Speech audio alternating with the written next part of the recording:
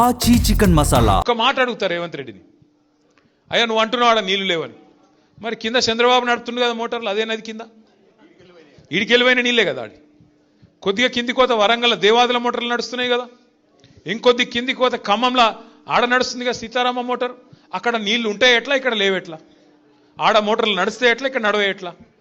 అంటే ఆయన బాధ ఏంటంటే ఇగో గిది దొరికిపోతుంది, దొంగ దొరుకుతాడు, అబద్ధం దొరికిపోతుంది అని చెప్పి ఇలా అడ్డమైన మాటలు మాట్లాడుతుండు.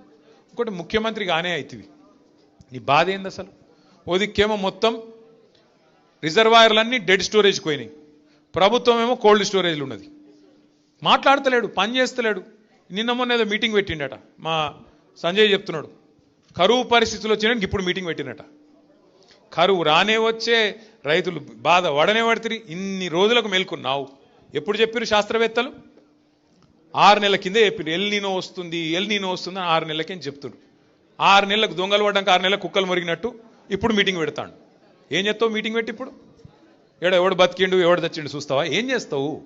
అంటే ఒక ఆలోచన లేదు, ప్రణాళిక లేదు, పద్ధతి లేదు, పాడు లేదు, బూతులు తప్ప ఏ మాత్రం అవగాహన లేని ఒక సన్నాసి ఇలా మనకు ముఖ్యమంత్రిగా ఉండడం అనేది బాధాకరం.